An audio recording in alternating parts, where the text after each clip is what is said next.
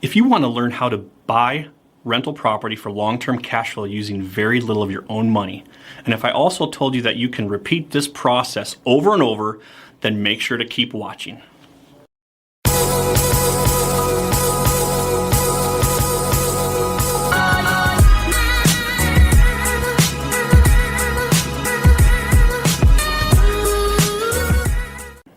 Hello everyone, my name is Kurt Davis with Real Estate Wealth Coaching, and today I'm going to teach you how you can build a portfolio of rental properties using private money. Now before I get into that, make sure that you click the subscribe button in the bottom corner.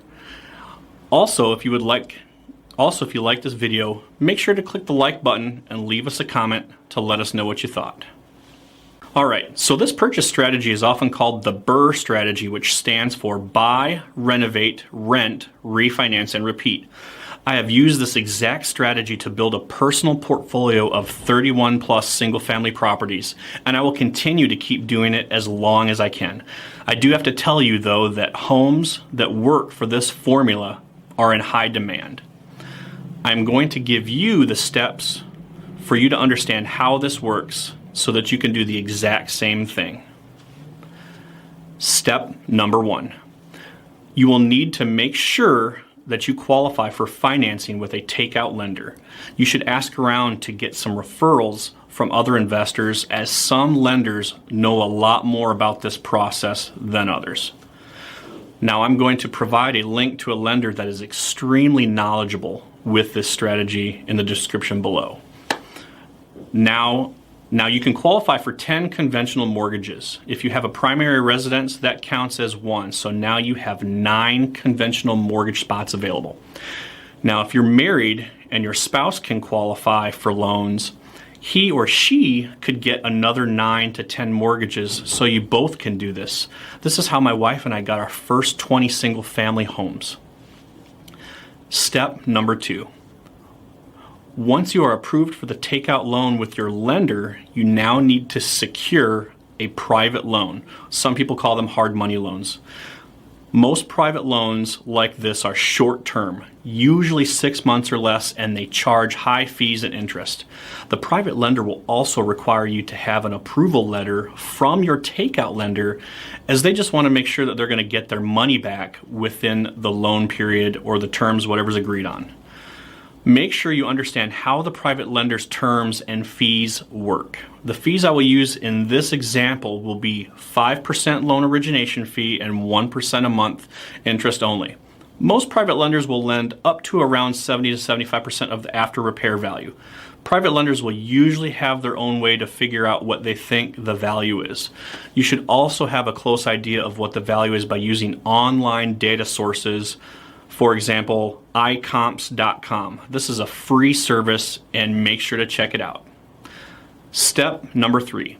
In this step, you will want to make sure you have a contractor in place so that when you find a property that might work, they can give you a renovation bid.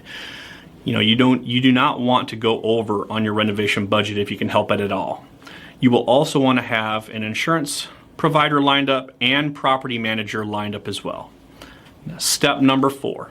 Now it is time to start looking for a property that will work for this formula. What is the formula, you ask?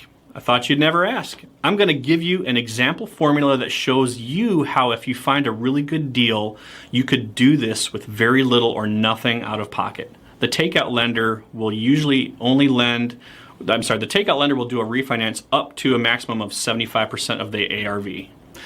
Now I will give you an example on how the math works. So pause this video and grab a pen and paper if you need to. Okay, so you find a home in need of repair and you can buy it for $50,000. This home has an after repair value of $100,000. This home, according to your contractor, needs $15,000 in repairs. The closing cost for this home is $1,500, which includes your insurance and other miscellaneous closing fees. And the private lender is charging 5% loan fee, which is $3,500. If you add all this up, it totals $70,000. The private lender is making you a $70,000 loan, or 70% of the ARV.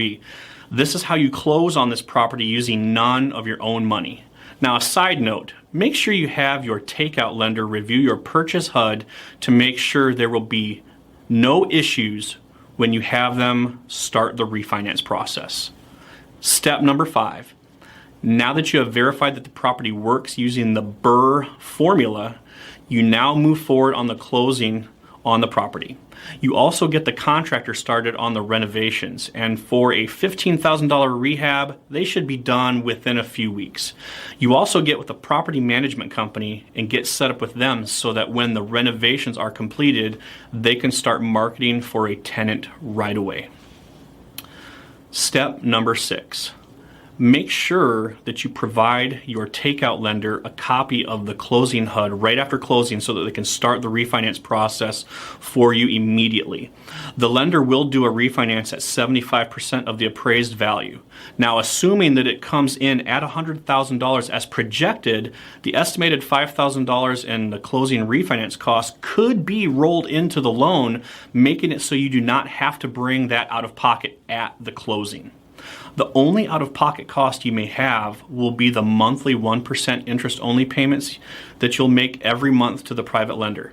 In this case, $700 per month, and you're going to have a $500 appraisal fee with your takeout lender. Now, if everything goes according to plan, you could close out the refinance within 2 to 3 months from the time of your initial purchase closing, and only be out maybe $2,600 at most.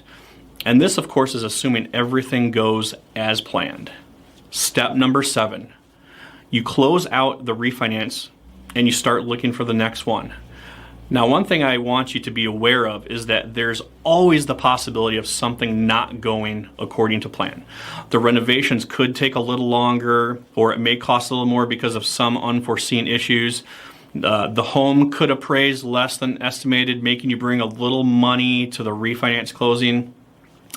The BRRRR strategy is a strategy that allows a person that, if done right, can beat the traditional method of buying an investment property where you have to put 20 to 25% down plus closing cost. The example that I gave where you are out of pocket $2,600 as opposed to, say, $25,000 makes it so your money can go a long way and build a larger portfolio of homes.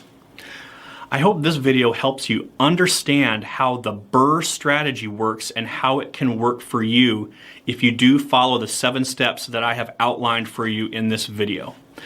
Now, if you liked this video, make sure to subscribe and smash that like button. Leave a comment and let me know what you thought.